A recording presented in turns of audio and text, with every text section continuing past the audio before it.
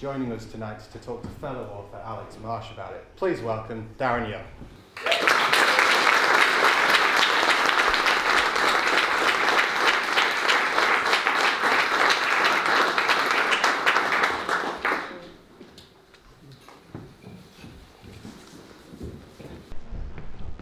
I feel that I should deviate from the script a little and ask you to tell the wide-mouthed frog gag as a lead-in. I told you to be gentle. Thanks so much for turning up, everyone. We're just really going to have a chat about the book and about Darren's sort of writing life, if you like. Before we start, just massive thanks to Dan from Waterstones for having us here and his team. I know this shop is really well thought of throughout the industry as sort of supporting authors. Please, if you're in the locality, make it your regular haunt, because bookshops are so valuable. Darren, what you're going to get used to, I suppose, there's a couple of things that people always ask you. And the first one is, where do you get your ideas from? And I feel justified asking you this, because it's such a strong idea, child taken. So I guess the specific thing to start off with was that the prompt for the book, or did you decide you were going to write a book and were then thinking around for what's going to be a dramatic event? Oh dear, that's a good question. A little bit of both. I had decided I wanted to write a book. I had a couple of ideas that probably I couldn't quite get right in my head. I heard a radio news bulletin. I can still remember virtually everything about the bulletin, where I was, and it just literally put the idea straight into my head. I was on a 3-hour car journey. By the end of the journey, I pretty much knew the story from start to finish. Seriously, is that absolutely? Yeah. Was it when you heard the bulletin? Was it immediately book, or was it kind of? No, it was such a clear story. Literally, I could see the end. I could see the first page. It was by the end of the drive, and it was on the M1. It was a sort of early evening traffic, so I had plenty of time to think about it, and I more or less could see the whole thing. I could actually see it visually as well.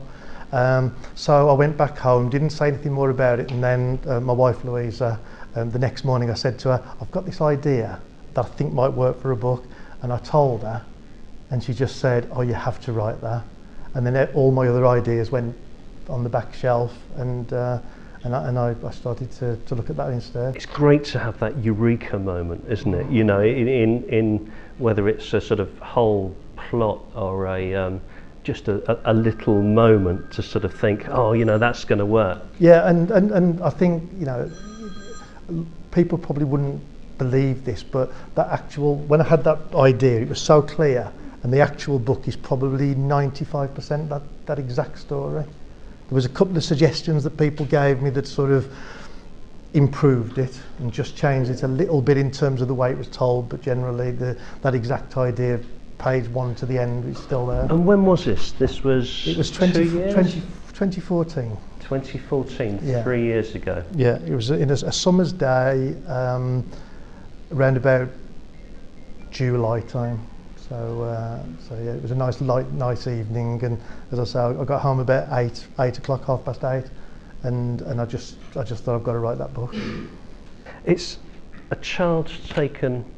I should say that when we do things like this, it's a genre that you really want to choose your words carefully when you talk about the book, because I know people haven't read it, so it's kind of, I'm picking each word carefully lest I reveal clues. But a child's taken from the beach, and I don't think it's just me, there's just some particular horror about a child going missing from the beach.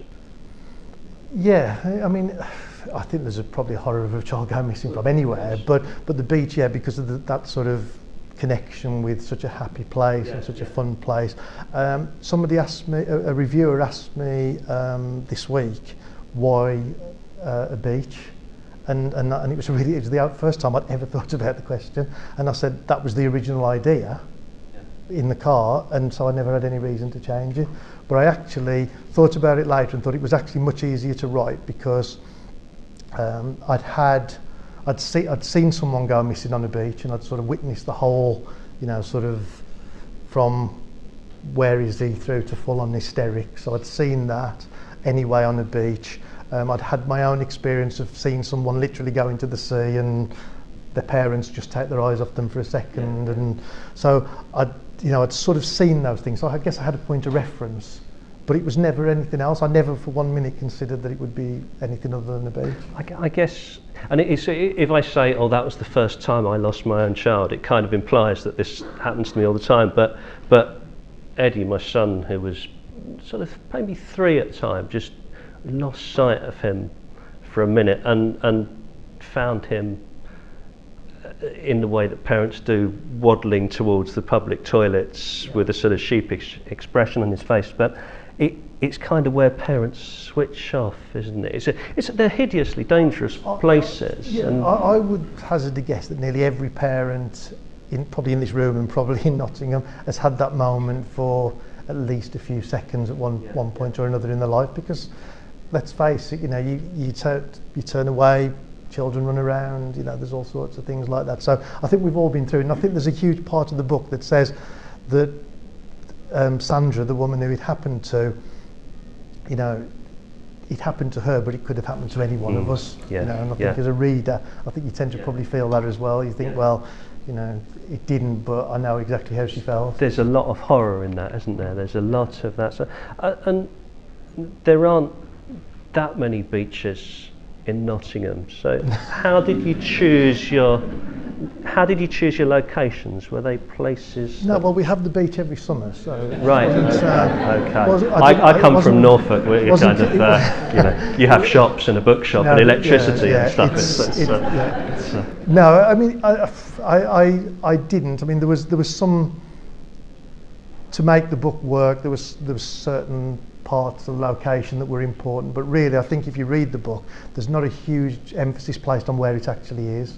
There is an element of it could be any beach anywhere, and it's not completely relevant to the plot, but a lot of the book takes place on the coast and by the sea, and I think there's a large part of certainly Sandra's story, that the mother whose child is taken, in that she literally after it happens is almost tied to the sea for the for the rest of the because I picked up on that sort of North Devon, that sort of West Country, which can be a brutal place. Yeah, and I guess I'd been there a few times as well, so it was easy for me to sort of refer to it. But it didn't, I didn't feel. I did go on holiday there actually, just to make sure a couple of details were okay in terms of distances and that sort of thing. But the reality was that it wasn't that important. And I remember beaches from when I was young, so I didn't need to. I hope you wrote that holiday off against tax. Now you're now it's professional research. And rather than jump into solving the crime, we leap forward several years, and you've written what is a very sort of dramatic, thrilling book, but also one that's just very much about people and the effects on people. And all the way through reading it, I just thought, this guy's really interested in people and what makes them tick. Yeah, I mean, well, I am a sort of semi-professional people watcher anyway, so that sort of definitely helped. But I think that the whole point was, for me, the book was never about the child and the abduction as the main part of the story. It was always about the lives of everyone as it is just over 20 years later, and what's happened to them all, and how the impact of what happened that day has sort of shaped the rest of their lives. So that was always my main focus. So I think part of the story was always about going back to going back to the people and finding out how things had been different for them because of what had happened, and also how they were going about coping with the future and trying to find out either what happened or in some cases to forget what happened.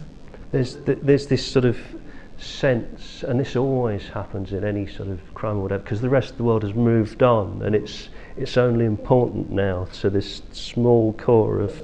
That was a really important part. I mean, I think, you know, we know that in the world today with social media and everything else, that a missing child has a huge, you know, impact on media and news, and I think part of the story was about looking at the fact that when Jessica was taken, there was actually no media interest other than in a very local, in a local area, and therefore, in a way, I mean, I think Sandra at one point says she was taken at the wrong time, you know, almost in the wrong decade, because no one was really looking for her. Yeah. And you asked, and you alluded to it earlier, you know, the central theme of this book is, you know, you come back to this, you know, what would you have done? What would you have done in this? And it's quite a challenging question, because you're asking people to sort of put themselves into a difficult situation. Yeah, I think that was quite deliberately, really, because I think one of the really key parts of the whole book when I put it together was that there's no real bad guys and good guys. You know, everybody in the book loses something, everybody makes mistakes, everybody does things that they wish they hadn't have done or regretted later, and deal with things badly. And I just wanted to get, and I think that's what we're like in life. You know, I think we're all, you know, we can all make mistakes, and even the people who, you know, I guess in the book you'd say are the bad guys, I don't think really are. They just make decisions that, you know, that maybe they shouldn't.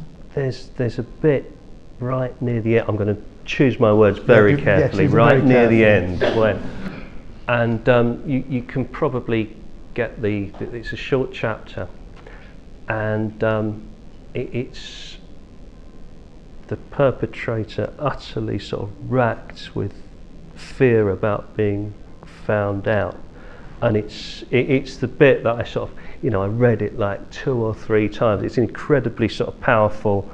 You know, if you know, even if you hadn't written the book around it, it would stand up on its own as a piece of writing, as how to sort of get inside somebody's head and see it from their perspective.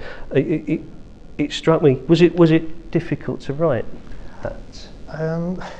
It honestly wasn't. I actually enjoyed writing the chapters that you're referring to, the ones that start each part, with the perpetrator and Sandra, who's very much the victim in this.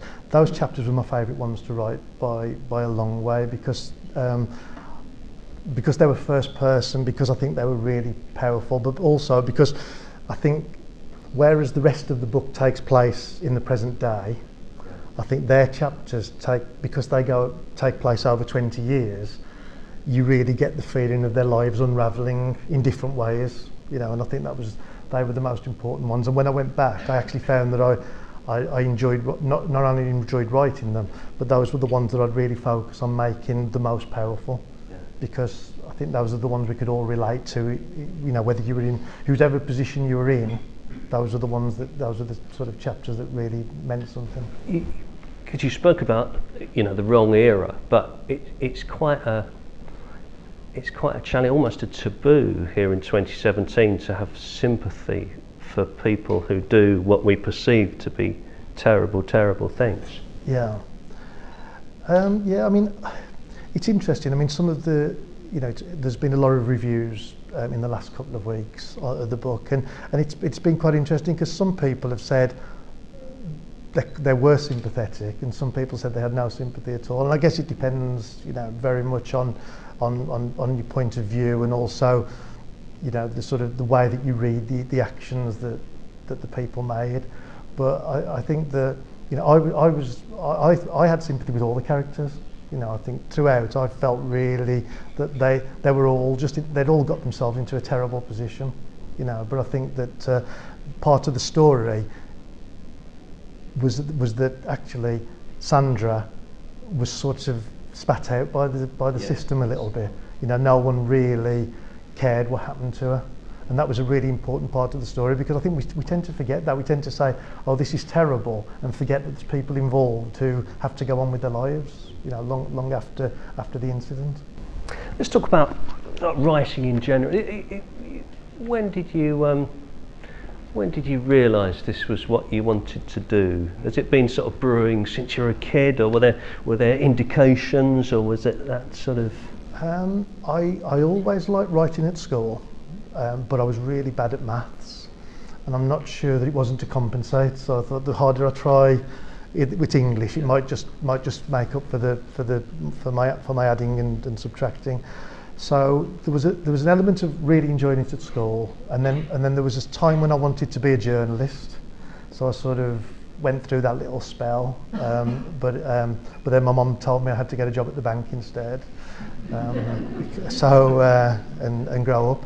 So I sort of carried on. I wrote a few newspaper articles, used to do a few things, did a dissertation that I ended up doing as a story, which was a really big, really nearly a huge mistake, but it just about worked. So I'd always sort of kept doing that, and I did quite a bit of writing in my job as well. So there's all these sort of things that I was doing, but I don't think I ever thought at that point, oh, you know, I'll definitely write a book. So that was sort of, I think I've put it on my blog the other week, but I think I was 39 3/4 when the book thing came along. So that was like my sort of probably the closest I'll get to Adrian Mole. What did and what about the sort of type of writer? Because when we met previously, you said to me, I remember you saying, because I tend to write humour. I come from a background of humour, and you said to me, "Oh, I could never write humour. I could never write humour." And I said back, I really could never see myself writing the sort of things that you. And was this what drew you to the genre? I think it can only be that that's probably the type of book I would have gone for reading. You know, if I had to choose a book, then that's the type of book I'd have sort of have picked up off a shelf. So I guess it was partly that.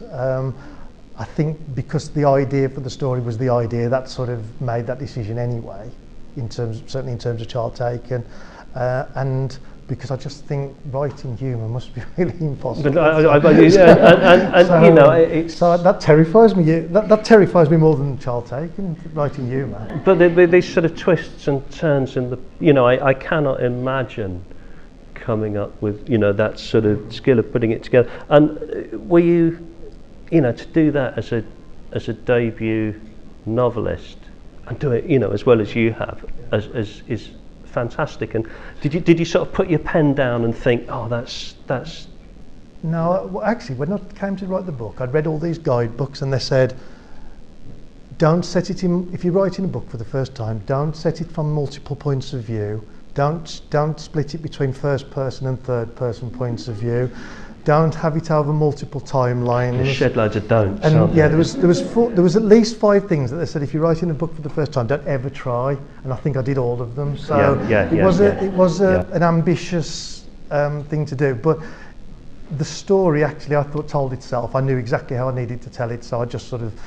took the risk. To be honest, it was the secret of it, I think, was just plotting it out completely from start to finish. So even though I knew the story, I actually had an outline of the story that was literally chapter 1, chapter 2, right the way through to chapter 83 or wherever it is. So you're a planner. That's the sort of writer. Somebody said to me the other day, I met some people at an event, and they said, oh yeah, I don't know how the story's going to even go until I start writing, and that was even more scary than writing humour.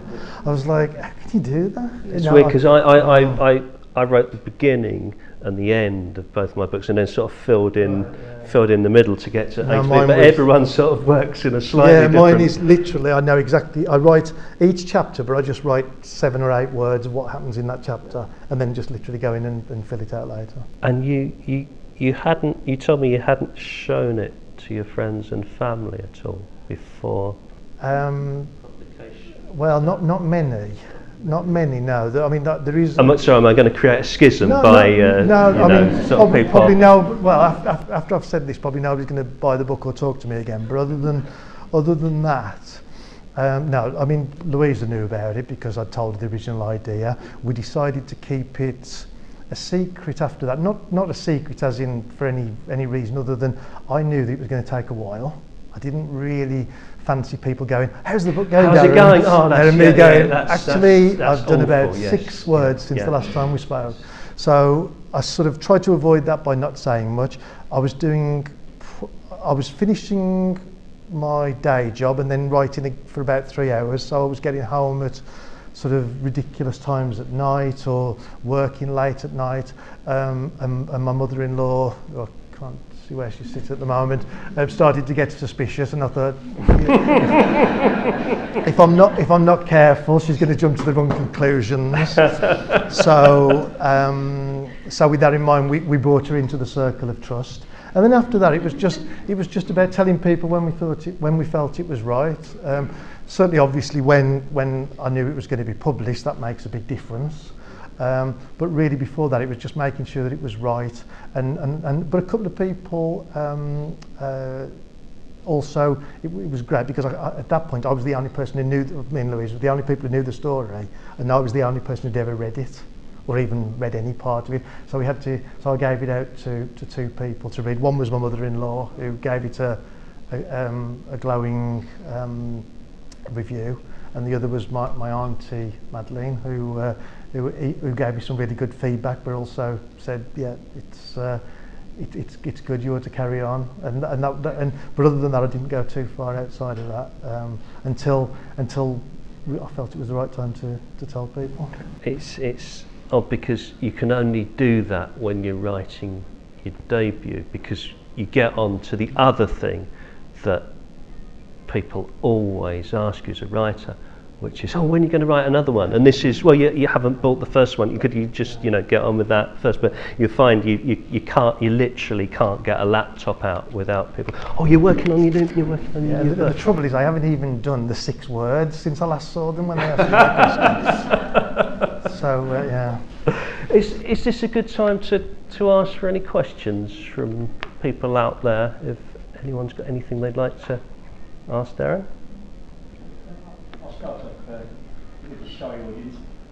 What part of the last year have you enjoyed the most? You've obviously been doing a lot of stuff. Yeah, that's a really good question. I mean, if I'm absolutely honest, I've enjoyed the last couple of weeks of reading the reviews.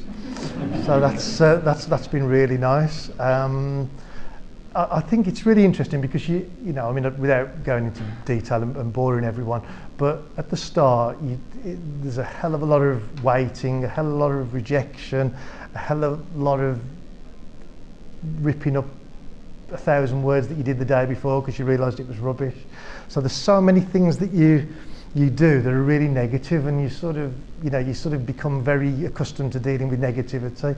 So to have, to actually get to a point where, not just tonight, but just to be able to read other people, reviews from people who I don't know, saying, some of the things they've been saying has been absolutely fantastic. I don't think there's going to be many times when I'm going to share centre stage with an unexploded bomb on live radio. So those are some of the really nice bits. So out of all those 3 years, just the last week basically.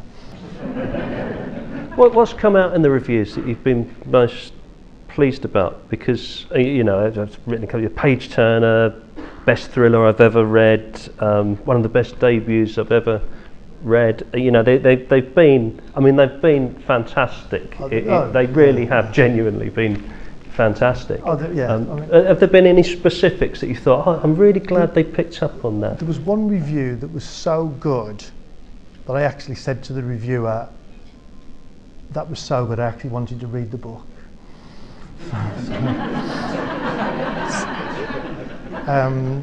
There's a couple of, I mean, there's a few things I've really enjoyed, but to be honest, I must admit, as I've said, my auntie and mother-in-law read the book, and they picked up on very similar things as well, and I knew I was sort of on the right track when they did that. But one of the things that I really like is that people, certainly in the reviews, people have picked up that it's not your typical psychological thriller in the way that the story's told.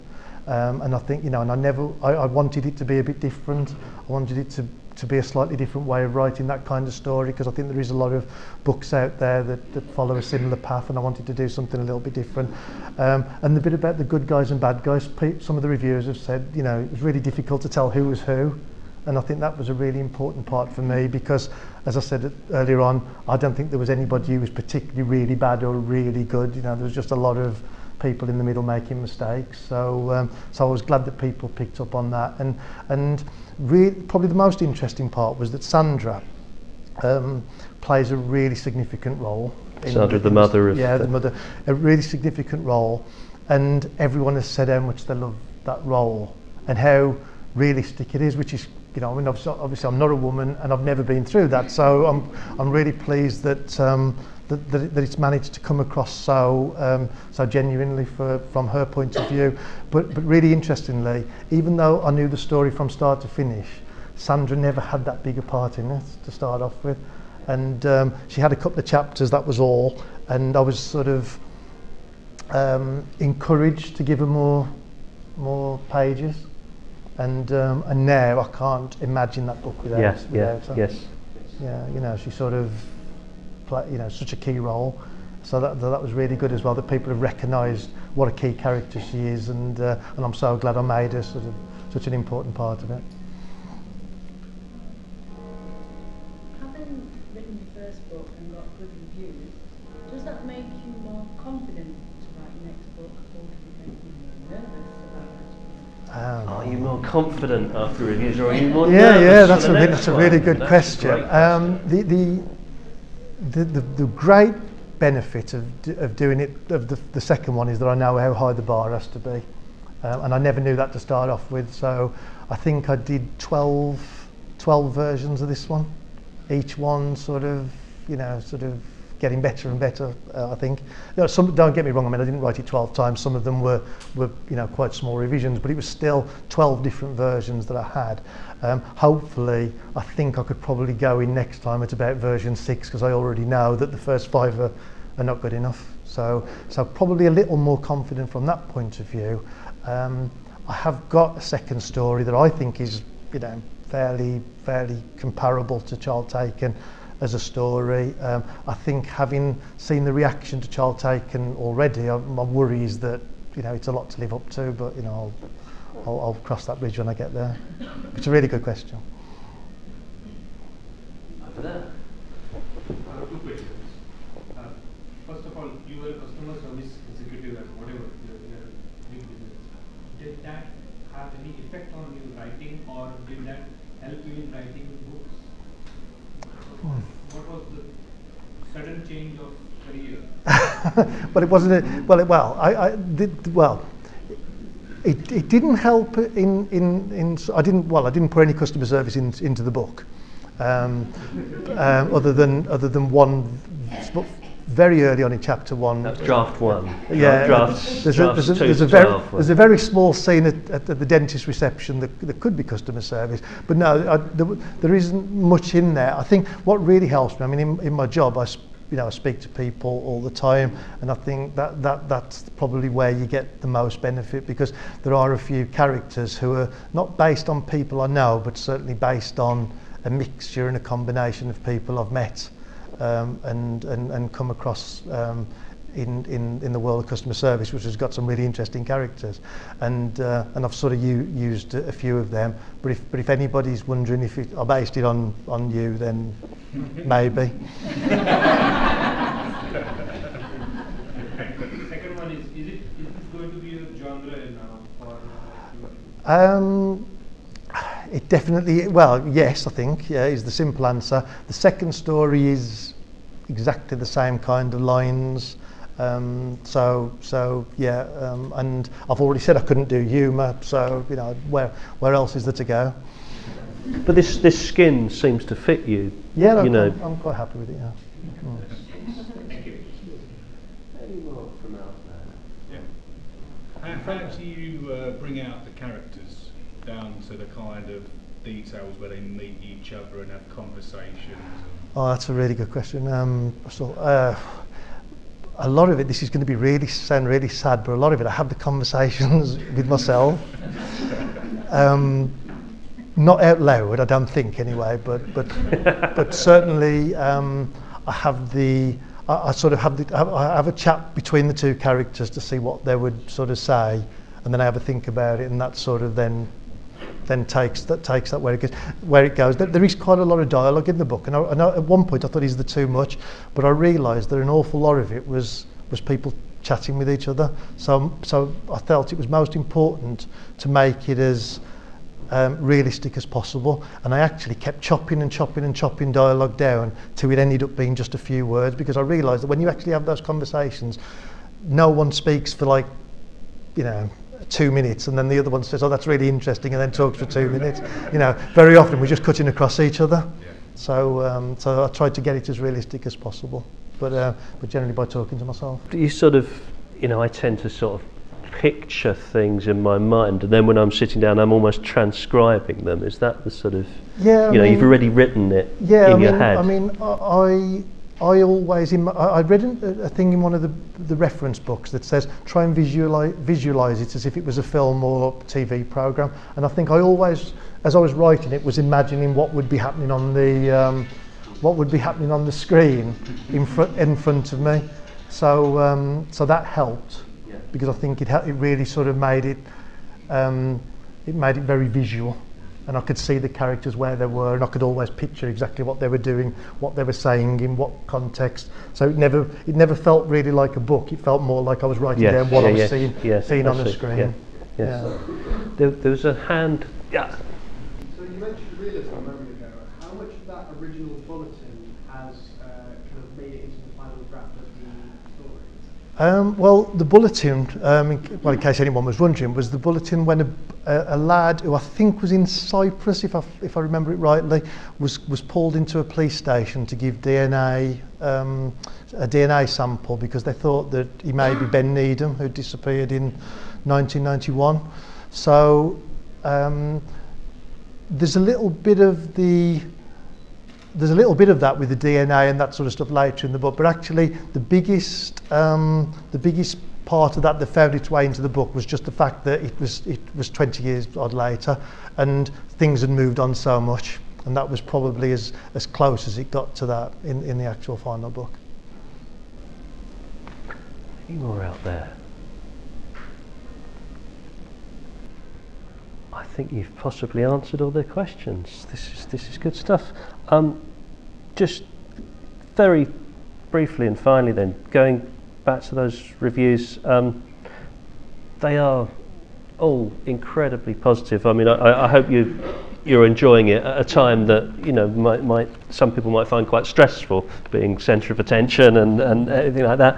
I'm sure you'll be signing a lot of copies over the next few weeks and few months, and if you buy a copy tonight, I advise you to get them to date them as well, because this is the launch date. It's out today, isn't it? So I think, has anyone else got any questions whatsoever? Yeah, go on, one more. How do you feel right now? Ah, what a great question. How do you feel right now? Well, absolutely now. Well, as I've spent all day thinking that this room might be half empty, and then do you feel better or worse? Yeah, then it got full, and then I started getting nervous, thinking I think I might have preferred it half empty, and then I was thinking, now it's full, I have to answer all the questions really well, which I think I've sort of partly done. So yeah, I feel okay at this very moment in time. But I wouldn't say no to a glass of wine in about 10 minutes' time. Is that a good cue? That's a good cue. Darren, thanks so much.